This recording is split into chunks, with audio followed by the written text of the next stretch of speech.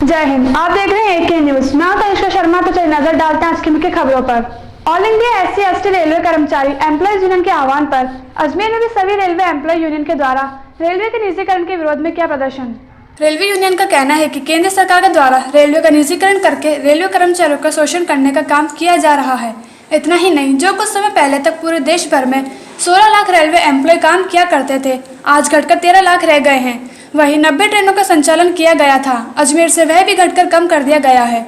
यही वजह रही कि अब all India SC/ST railway union आंदोलन का बिगुल बजाते हुए काली पट्टी बांधकर विरोध प्रदर्शन करने का किया गया है। साथ ही रेलवे के द्वारा चेतावनी दी कि अगर केंद्र सरकार के द्वारा रेलवे का निजीकरण करने का फैसला बंद नहीं किया जाता है तो आने वाले समय में ये आंदोलन तेज करके सरकार के खिलाफ आंदोलन का बिगुल बजा सकते हैं। आज all India SC/ST railway employees association के राष्ट्रीय नेतृत्व के आह्वान पर रेलवे में बढ़ते निजीकरण और निगमीकरण के विरोध में विरोध प्रदर्शन आज 24 सितंबर पूना पैक्ट के दिवस के अवसर पर ये रखा गया था। प्रदर्शन बड़ी संख्या में करने का विचार था, किंतु धारा 144 लगने के कारण इस विरोध प्रदर्शन को हमने सीमित करा। इस क्रम में आज सभी कारखाना कर्मचारियों ने, लगभग हजारों कर्मचारियों ने स्वेच्छा से काली पट्टी पहनकर अपनी निष्ठा और ईमानदारी के साथ ड्यूटी का निर्वहन किया और सोशल डिस्टेंसिंग, फेस मास्क और धारा 144 का पूरी तरह पालन किया।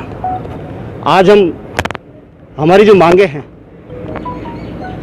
अभी पिछले वर्ष ही सरकार ने 7 स्टेशनों को निजी हाथों में सौंपा।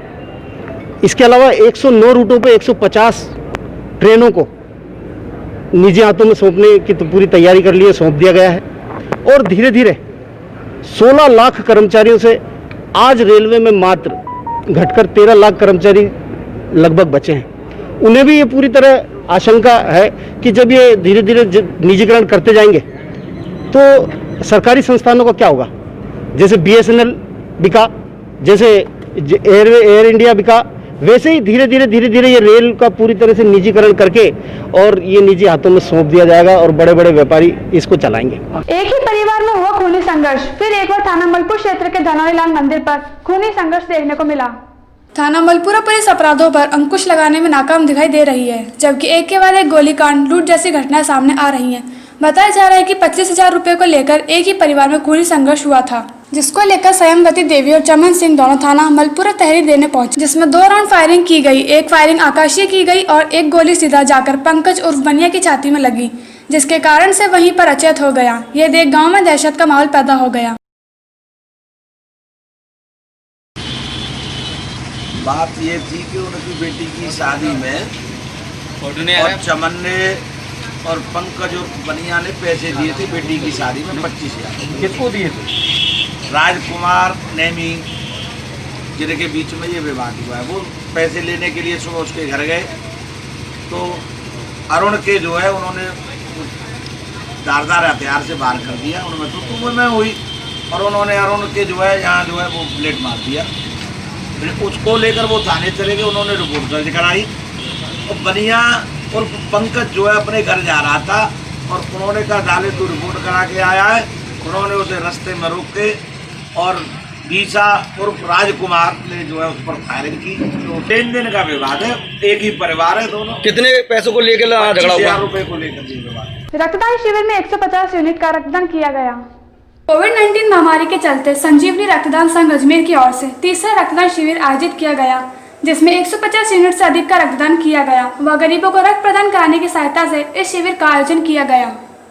आज हमारे संगठन संजीवनी रक्त क्रांति संघ अजमेर के द्वारा तीसरा रक्तदान कैंप आयोजित किया गया है यहाँ पर, और इसमें हमारा जो टारगेट है 150 से 200 यूनिट का, जिसमें अभी 2 बजी है और हम 110 से ऊपर तक तो पहुँच चुके हैं और ये कैंप अभी 5 बजे तक चलेगा। हमने इस रक्तदान की श्रृंखला के अंदर पहला कैंप जो लगाया था जोसगंज में लगाया था 23 जुलाई को, जिसमें 55 यूनिट रक्तदान किया गया था। इसके बाद 5 सितंबर को पुष्कर रोड स्थित विद्यापति ब्लड सेंटर में हमने रक्तदान शिविर का आयोजन किया गया था, जहां 31 यूनिट ब्लड डोनेट किया गया था। और 1 महीने में ये हमारा तीसरा कैंप है, जो बिना किसी राजनीतिक संगठन के सहयोग के अजमेर का सबसे बड़ा रक्तदान शिविर कहा जाएगा, जिसमें 150 यूनिट से ज़्यादा रक्तदान किया जा रहा है। बिल्कुल, हम लोग 1 साल से इसके लिए प्रयासरत हैं कि किसी भी रक्त की ज़रूरत के लिए कोई भी मरीज़ परेशान ना हो। कोविड के चलते हुए जैसे हमारे जितने भी रक्तवीर हैं, रक्तदाता हैं, अस्पताल जाते हैं, परेशान होते हैं, वहाँ उनको व्यवस्थाएँ पूरी तरह से अगर नहीं मिल पाती हैं, तो उसी के अंतर्गत हम लोगों ने ये रक्त शिविर आयोजन करने का निर्णय किया कि हमें ये रक्त शिविर आयोजन करने हैं ताकि हम रक्त वहाँ तक पहुँचा सकें और मरीज़ों की ज़रूरतों को पूरा किया जा सके। नौसर घाटी स्थित चोरों ने एक मकान को बनाया निशाना, हजारों का माल किया पार। नौसर घाटी स्थित प्राइवेट बस स्टैंड के पास एक मकान को चोरों ने निशाना बनाते हुए वहां से करीब 40 से 50 हजार रुपए के माल पर हाथ साफ किया गया। सूचना मिलने पर कृष्णगंज थाना पुलिस मौके पर घटनास्थल पहुंची और मामले की जांच शुरू की गई। रात के 2 से 3 बजे की घटना है लगभग मेरे अंदाजे से जी। इस टाइम ये दीवार फांद के अंदर घुसे हैं चोर और मेन गेट से ऊपर फांद के नीचे आए हैं, फिर इसको ताला तोड़ा है गेट का, मकान का। उसके बाद में अंदर घुसते हुए सीधा इस कमरे में आए, ये बक्से का पूरा सामान बिखेर दिया, ये वाला सामान बिखेर दिया छोटे बक्से का, और अलमारी को इस चिमटे से तोड़ के फिर अंदर ये सारा सामान बिखेर दिया। अभी लगभग नुकसान जो अंदाजन मेरे को लग रहा है जो बाहर सामान पड़ा था वो 40-50 हज़ार रुपये का था। क्या उसमें एक सोने की अंगूठी थी और 2-3 चांदी की अंगूठी थी, और अभी हम थोड़ा देख रहे हैं तो लिस्ट बना के उस हिसाब से। कैश तो सर लगभग 600-700 रुपये यहाँ बाहर पड़े थे, बाकी कोई वो नहीं है। और अभी हम सारा सामान समेट के फिर आपको, पुलिस टाइम पे आ गई थी, मैंने सूचना दे दी चौकी पे और आ गई थी, 2 बार पुलिस आ गई। अभी रिपोर्ट मैंने दर्ज नहीं कराई है, अब मैं जाऊँगा और उस किशनगंज थाने में रिपोर्ट दर्ज करूँगा।